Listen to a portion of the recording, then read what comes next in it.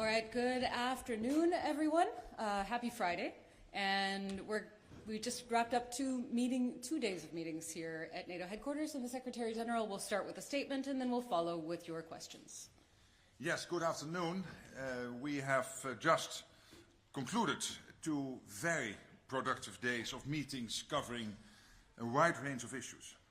Allies heard a very clear message from Secretary Rubio about US commitment to NATO, and also a very clear expectation that Europe and Canada must take more responsibility for our shared security and continue to ramp up defense spending.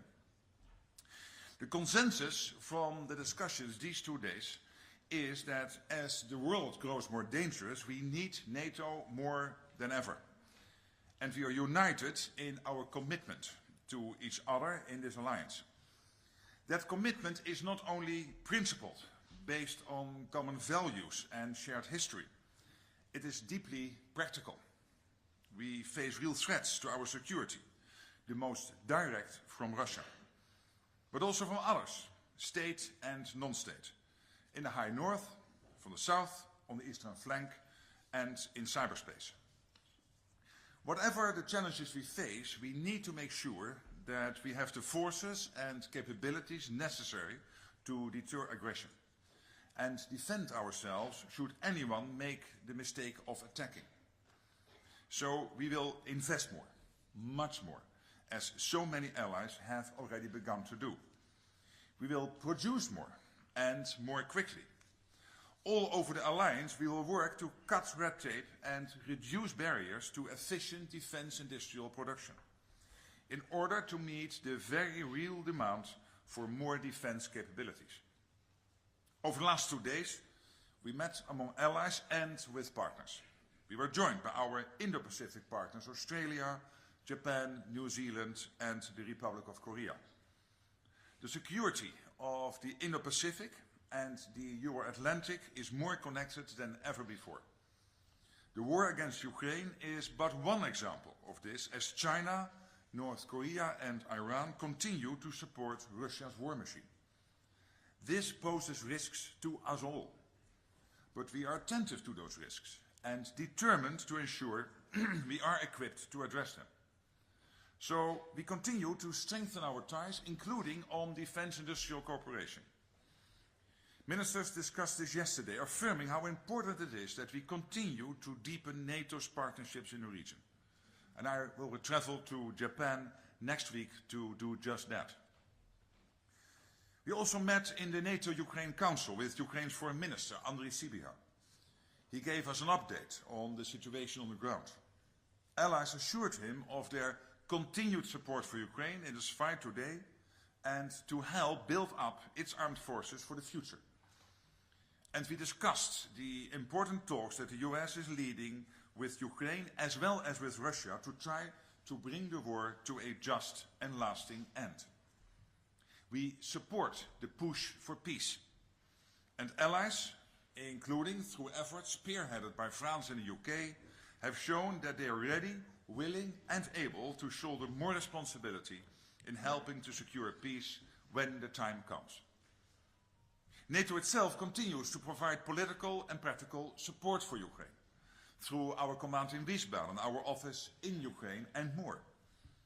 And as announced on Wednesday, in the first 3 months of 2025, NATO allies have pledged more than 20 billion euros in security assistance for Ukraine. So our commitment is clear. We were also joined last night and again this morning by the EU High Representative for Foreign Affairs and Security Policy, Kaja Kallas. And we discussed how we can work together to boost defense spending and ramp up defense production. Kaja Kallas briefed allies on the White Paper for European Defense Readiness 2030. The transatlantic relationship remains the cornerstone of European security and of global stability. And the inclusion of non-EU allies will remain essential. But we should build on this unique opportunity to strengthen NATO-EU cooperation even further. We all stand to gain by working together. And finally, as some of you may know, today is NATO's anniversary. 76 years ago, 12 countries came together to sign the treaty that created this alliance. Through the years, working together, allies have delivered security through strength. From all I heard during the last 2 days, we are well on track to continue delivering well into the future. And with that, I'm ready to take your questions. All right, let's start with BBC. Thank you, Secretary General. Jonathan Beale, BBC. First of all, I know tariffs isn't NATO's bailiwick, but it is something that's come up at the meeting. China's just announced it's introducing retaliatory tariffs against the US after their imposition of tariffs. A lot of allies are worried about it. You want allies to spend more on defence. I mean, it is not helpful, is it, that the Trump administration has done this? And are you worried that it will impact countries' ability to spend money? And just secondly, on Ukraine, a lot of allies are worried that Russia's dragging its feet. Some allies think that there should be a deadline for President Putin to show that he is serious about ending the war in Ukraine. Would you like a deadline, and what would that deadline be? Thank you. Yes, on the first question, as you know, we are here, NATO, but also the meeting we had the last 2 days is absolutely focused, laser focused on making sure that we keep NATO territory safe. That we realize that there is one long-term and enduring, unpleasantly enduring threat, and that is Russia. And that is what our focus has to be about. So that's why I'm not commenting about the tariffs, as you already... Yes, you're right, and that refers to Article 2 of the Washington Treaty. But even then, we have seen in the past that you will have discussions between members of the alliance on other issues than defense, which will not immediately impact the capability and the ability of allies to deliver on the common defense and security. So I think these two are really separate. We should keep them separate and should not get them to interfere in our discussions. And on the second question, I mean, as I said yesterday, the American administration, President Trump, they broke the deadlocks. They started the discussions. I think they have done so step by step in a very forceful but also a very deliberate manner. And that means that obviously now the ball is in the Russian court, so we have to see what happens. But I do not want to interfere in those talks by having my comments from Brussels to which they then have to react. So we'll see how this will develop. So far, I must say, I'm really impressed how the Americans are conducting those talks, and also about the fact that they keep the Europeans and Ukraine obviously, because they are very much involved, it is their country, but also the European allies very much updated of what they are doing and what is happening. All right, woman in the red blazer here. Mr. Secretary General, thank you for this opportunity. During these days, we have heard from you support for lasting peace for Ukraine, but actually we still do not understand about what this concept means. In your view, how does NATO see the peace for Ukraine, and who should ensure it, and how? Well, obviously there is no peace in Ukraine yet. That is exactly the problem. And the Americans are trying to get peace in Ukraine in a way that it is fair, that it is enduring. And the shortest answer to your question is that Putin will never ever try again to get 1 square kilometer or 1 square mile of Ukraine in the future. That he knows that there is a deterrence and a defense by which Ukraine can never be attacked in the future. When you look at NATO and more generally allies, what we are doing is providing Ukraine what they need to stay in the fight, and that is an enormous amount of defense support into Ukraine, defense equipment, including ammunition. We have the Czech initiative, we have on ammunition, we have the Danish and Lithuanian initiative on developing even inside Ukraine their own defense industrial base, and they still have a lot of capacity left, which with the right investment can be used and made available for both Ukraine but also for allies maybe to even buy into that defense industrial base in the future. So these are very positive developments, but also direct deliveries of Panzer howitzers, of ammunition, of tanks, of air defense systems into Ukraine. So that's one. Second is that, of course, with Ukraine, and we know that the French and the Brits will take an initiative here, but NATO is, of course, also involved. We can help to build up the Ukrainian forces. We just opened in Poland, JTEC, which is a center where we will capture all the lessons learned in Ukraine. We have the command in Wiesbaden, which is very much involved in all the training activities when it comes to making sure that the Ukrainian army is in the future capable to defend itself, but also when it comes to making sure that all the defense industrial deliveries are done in such a way that they can be of maximum use to Ukraine. And we have the pledge, the 20 billion now over the first 3 months rolling in of euros. So all of this is what we are doing to make sure Ukraine can stay in the fight, and if ever there is a peace deal, that they can stay safe in the future. And there is the French and British initiative to build an extra layer of support post the peace deal. But unfortunately, there is not yet a peace deal. There's not even a ceasefire.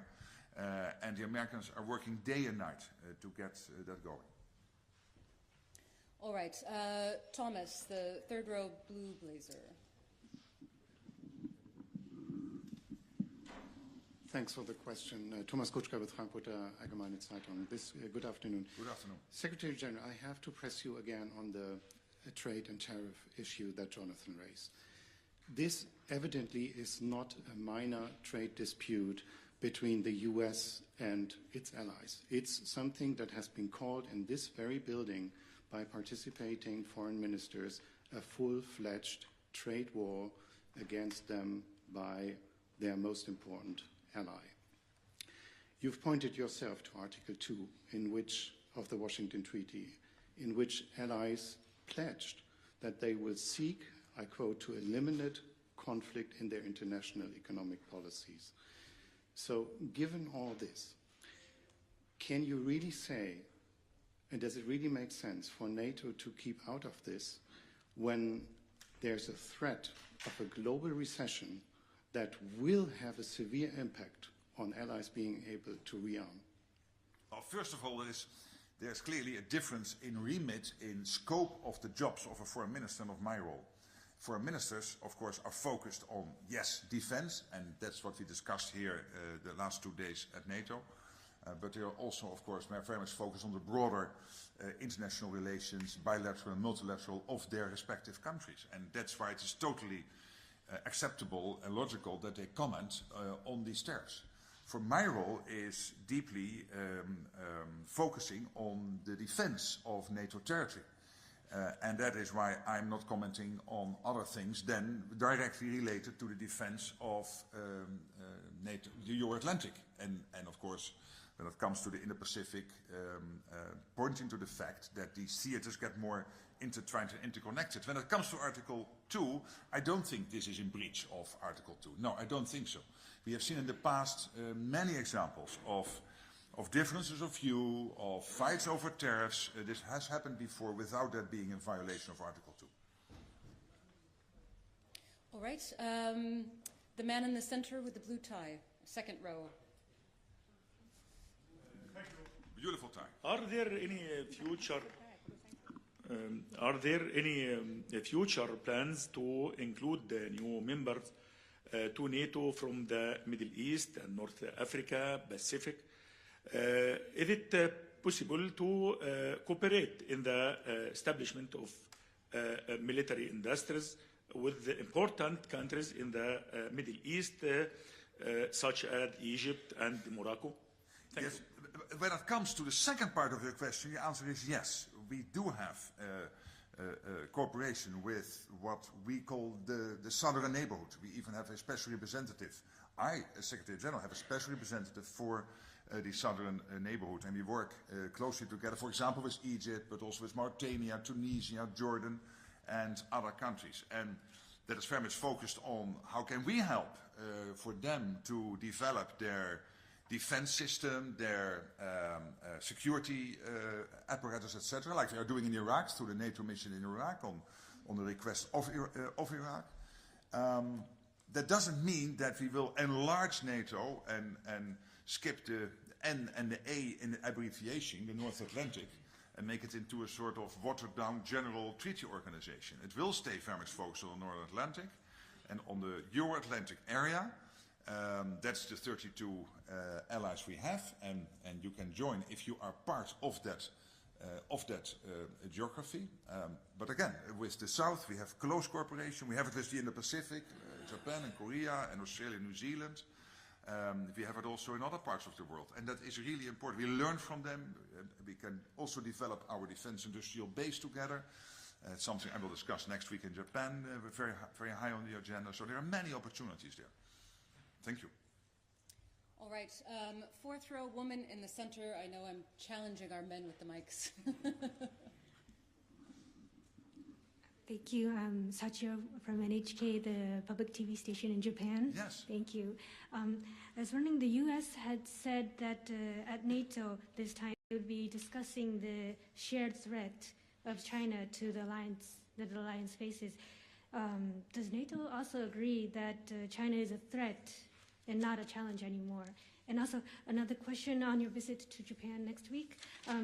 Could you elaborate a little bit more on the expectations you have towards the cooperation of the defense industry? Well, personally, I think you could see increasingly China as a threat, but I think in the official NATO language, it's not named like that. But when you look at the build-up of the defense industrial base in China, when you look at the fact that they have no more Navy ships sailing than the US, that they will go into 1,000 nuclear warheads by 2030, it's absolutely clear that we cannot be naive about China. We cannot be naive about China. And that's the reason why we work so intensely together with, indeed, Japan and Korea, but also Australia and New Zealand. And the importance now is that we deepen that cooperation. In the past, it was also the meeting is the message. The fact that we are here together, working together in itself is the message, but that we are getting more and more flesh on the bones now in terms of exchanging insights on innovation, on getting new insights to the battlefield where that is necessary. We learn a lot from what is happening now, unfortunately in Ukraine, but we have to capture those lessons. We can share that with our partners, and we learn from what Japan and others are doing in the Pacific with their exercises, and we are really trying to build on this shared defense industrial base. We know that many allies are already buying hugely, largely into the Korean defense industrial industry. So we have that connection, and I think that is very valuable. All right, Terry, here in the second row. Hi, Mr. Secretary General. I won't talk about tariffs because obviously that's so separate. But the GDP that you are expecting allies to use to buy these new weapons to amp up their defense spending is the same GDP that is going to be affected by these measures. So how can you expect these things to take place at the same time? You can't separate them. And we had ministers come out and tell us, we're worried that the money we would have spent on defense will now be spent on inflation. So that is your problem. Obviously, national governments have to make their decisions, and politics is making choices in scarcity. There are always more things you want to spend the money on than there is money, and there can always be an issue that the money you expected to be there is not there because of inflation or because of the fact that the GDP is not growing like you expected in the past, or what the forecasts were, etc. But that is what national politics and politicians have to navigate, and that's what they are doing. And I don't think I'm helping this alliance by commenting on something which is not really part of alliance policy, and that is to make sure that we can defend ourselves. All right, let's go up to the back. Henry.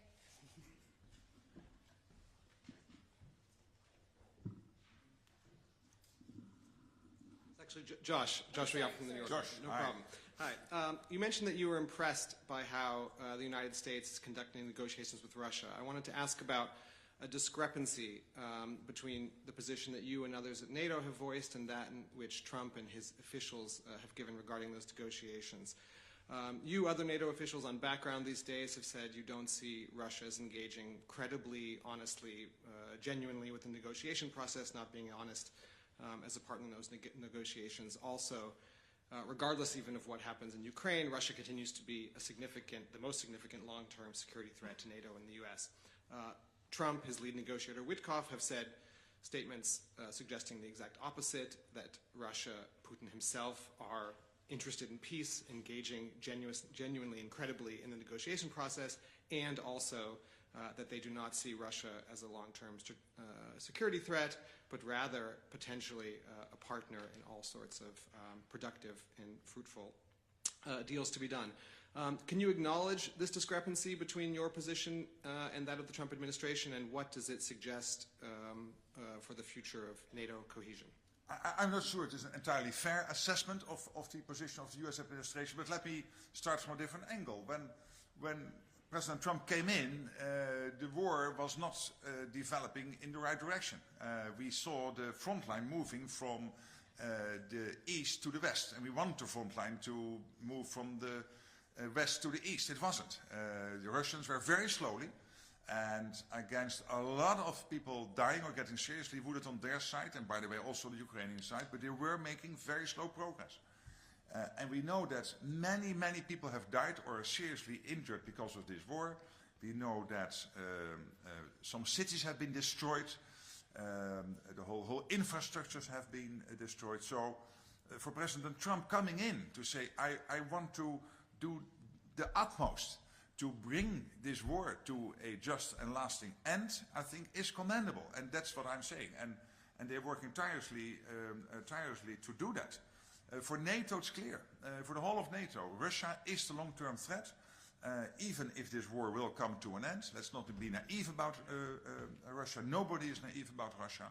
But when it comes to ending the war, I think it is important that the Americans are trying this, working closely with the Ukrainians, informing and updating constantly the Europeans, the French and the Brits, coming up with very practical suggestions on the next steps if we would get to a ceasefire or peace deal.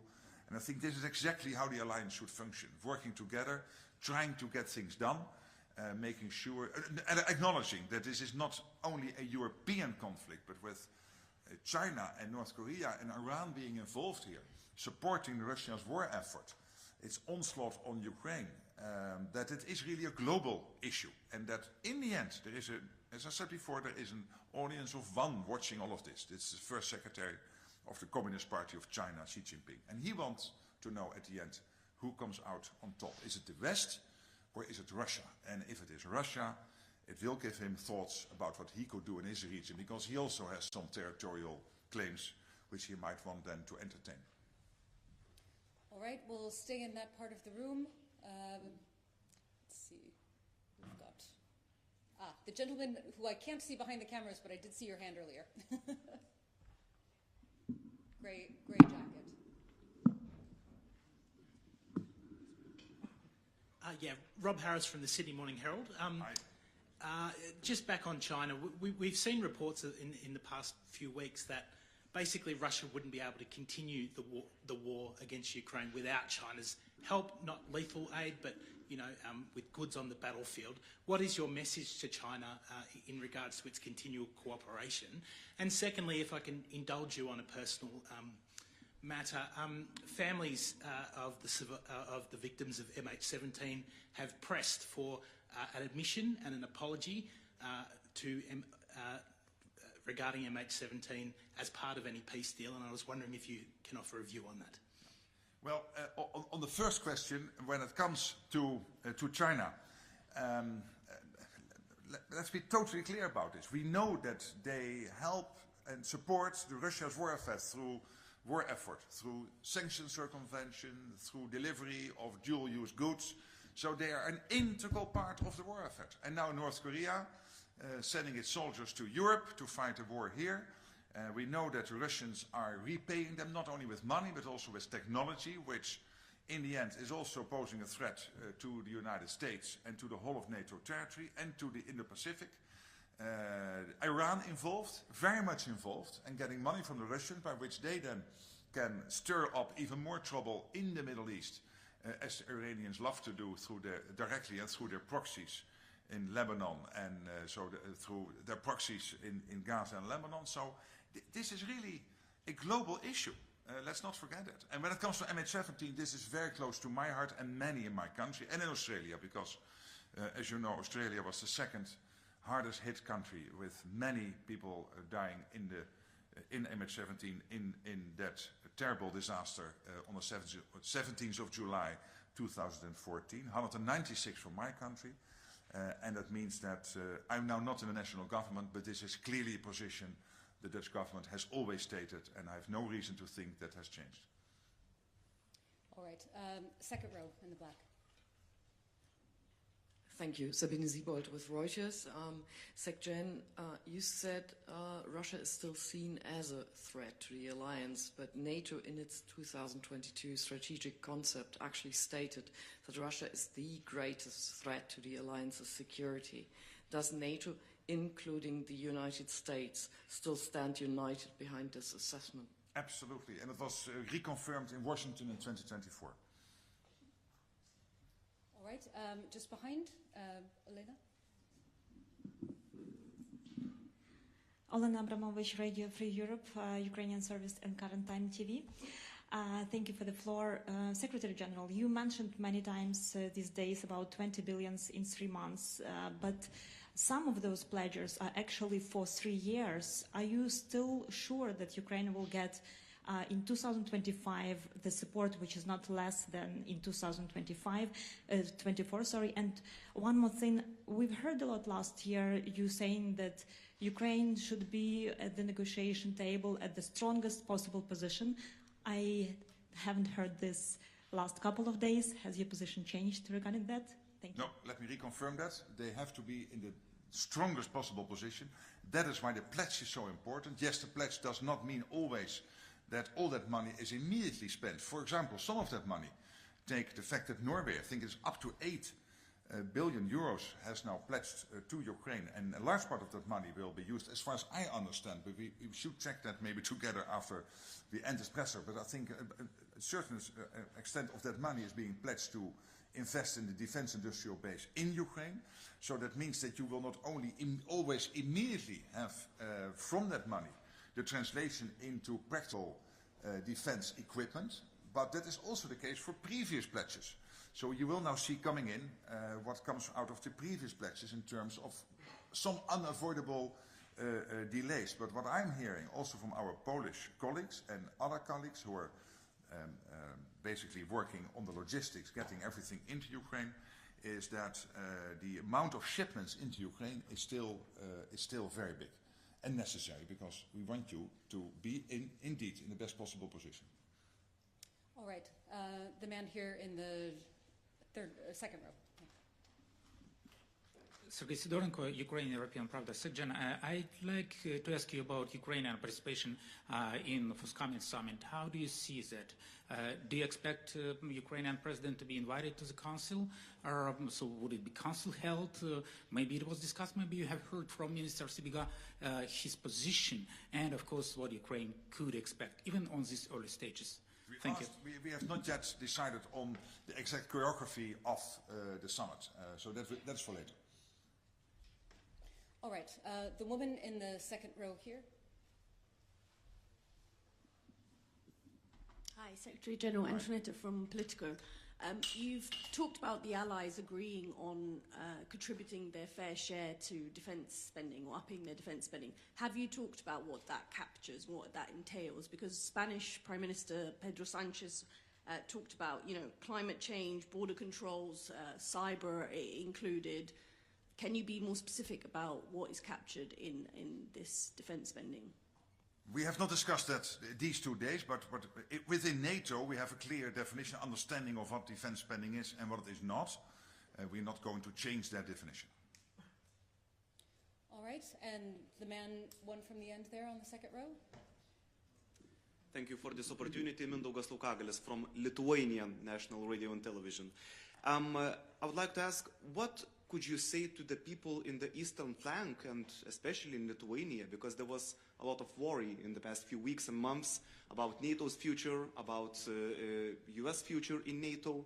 So what could you say to those people, and also about the fact that there is, as you called, I think, the two-tier NATO, when countries in the east, they invest much more than the countries in the south and the west. So what is your message to the eastern flank?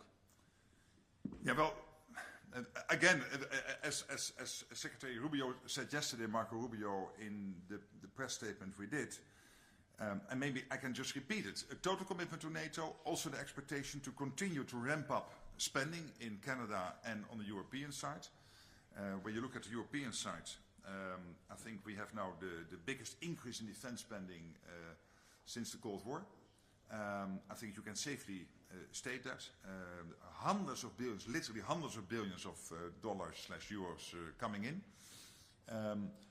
So I would really suggest, but everybody has his own right and has a full right, of course, to worry about everything they want to worry about. But I would say let's stop worrying about whether the US is leaving NATO. They are not.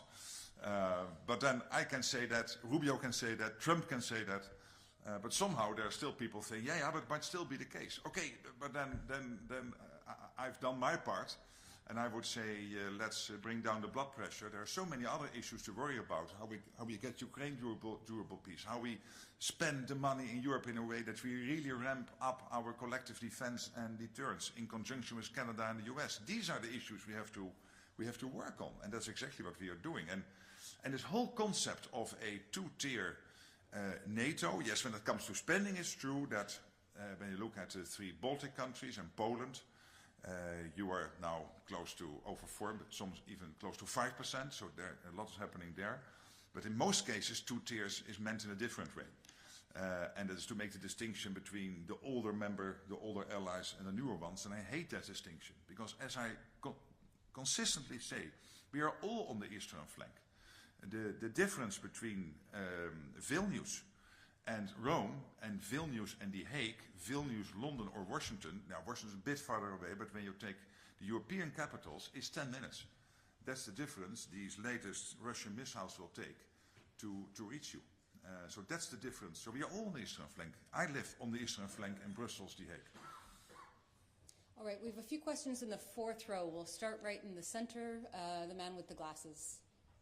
Many of you have glasses. I'll come back. Thank you for the floor. Andres Molikov, a representative of an exiled media in Russian language. Secretary General, there have been some talks during the negotiations between the US and Russia on Ukrainian membership in NATO. Can you reaffirm that the alliance still stands by the Ukrainian membership? Can you still confirm that it's irreversible and it's not up to negotiation? That's it. We decided in Washington that the path of Ukraine into NATO is irreversible. We are building the bridge by everything we're doing with Ukraine, getting Ukraine as interoperable as possible with NATO. But it was never promised to Ukraine that NATO membership would be part of a peace deal. I mean, that is also true. All right, woman with the dark hair and the dark jacket. Thank you. Ellen Francis, Washington Post. Secretary General, you mentioned territorial claims. We've reported that the White House is studying the cost of controlling Greenland, and President Trump has not ruled out the use of force to take Greenland. So I want to ask you, what good would Article 5 do if an attack on a NATO ally comes from within, and how would NATO respond then? Thank you. I said before that I think we should zoom out from Greenland, and we should look at the High North and the Arctic in general, because there is an issue in the Arctic with Chinese using the new sea lanes coming up, Russia rearming and arming parts of the Arctic. And that is why the 7 Arctic countries within NATO, US and Canada, Denmark through Greenland, but also Iceland, Norway, Finland, Sweden, are working together, all 7, and NATO is involved to make sure that we take the necessary next steps to defend this part of NATO territory. All right, we're just about out of time. We'll take 2 more questions. So the man in the light gray jacket on the 4th row, yes? Thank you for the floor. Dmytro Shkurko, National News Agency of Ukraine. As we know, the U.S. Secretary of Defense, for the first time, will not take part in the future contact group on Ukraine. Does it mean that US somehow withdraw themselves from that kind of initiative? And if yes, how that could be corresponding the alliance efforts to put Ukraine in the strongest possible position on the table? Answer is no to the question. Answer is no, and the Brits and the Germans, so the two defense ministers, will chair the meeting together, and the flow of American goods and American intelligence into Ukraine is continuing as normal. All right. Finally, in the front here. Hey. Thank you very much for this opportunity, Secretary General Mark Rutte. We have heard a lot of adults, but what is your message for the young people in NATO countries? Thank you so much for that question. And by the way, can I say that this morning you guys spoke to a lot of foreign ministers who came into the building, including Marco Rubio, and they all told me that you did a fantastic job, that you were very clear, and that we can all learn from you. At least I can learn from you. But this is about my relationship with the journalists. But on your question, what I want for you is to grow up in this part of the world knowing we are safe. And we are safe because we have prepared for war. We have prepared for the worst. We are a defensive alliance. We don't want to attack anyone, but we have prepared to the max to make sure that no one will ever try to attack us. Because they know then our reaction will be devastating. And that is what I want. And that is why we have to spend more, maybe you will decide, or you will decide when you grow up to join the military and help to defend, I think you're from the Netherlands? To defend our country, and other children might think in 10, 15 years to defend their country. And if not, that you live a safe life and that you know that you are well protected. Thank you so much. Thank you, everyone. Have a good day.